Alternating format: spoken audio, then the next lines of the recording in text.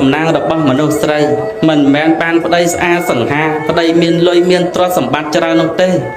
សំណាងរបស់មនុស្សស្រីនោះគឺបានប្តីដែលចេះឲ្យតម្លៃប្រពន្ធស្រឡាញ់ប្រពន្ធកូនចេះមើលថែចេះថ្នាក់ថ្នមចេះយល់ចិត្តចេះបារម្ភខ្វល់ខ្វាយខ្លាចបាត់បង់ប្រពន្ធកូននោះហើយទៅជាសំណាងរបស់មនុស្សស្រីដ៏ពិតប្រាកដត្រូវជៀសវាងនៅ9ចំណុចបើចង់មានសុភមង្គលនៅក្នុងក្រុមគ្រួសារទី1កុំប្រៀបធៀបដៃគូខ្លួនទៅនឹងអ្នកដទៃទី2សង្ស័យគ្នាដោយមិនព្រមសួរគ្នា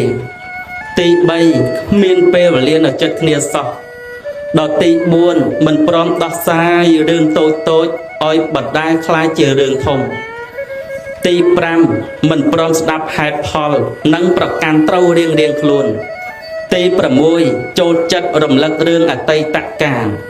ទី7ផ្ដល់តម្លៃឲ្យមនុស្សទី3ច្រើនជាងទី8មិនឆ្មោះត្រង់លួចលាក់រឿងមួយចំនួនទី9ធ្វើរឿងអ្វីមួយដោយមិនព្រមពិភាក្សាគ្នា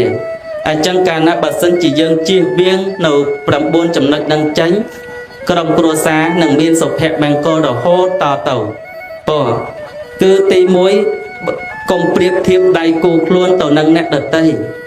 កាលណាបើសិនជាយើងប្រើជីវិតដើម្បីប្រៀបធៀបបែបហ្នឹងវាអត់មានសុភមង្គលអីនោះទេមានតែការអន់ចិត្តរៀងខ្លួនកុំលេងទៅផ្ទះគេហើយស្រាប់មកវិញទៅសើងប្រពន្ធគេល្អចេះមិនដូចឯងហើយដល់ខាងកូនកំមុកខាងប្តីគេល្អចេះមិនដូចបងឯងធ្វើអញ្ចឹងធ្វើឲ្យគ្នាបាក់ចិត្តទឹកចិត្តទាំងសងខាងណាពីព្រោះមនុស្សម្នាក់មានសេចក្តីល្អនិងសេចក្តីអាក្រក់រៀងខ្លួន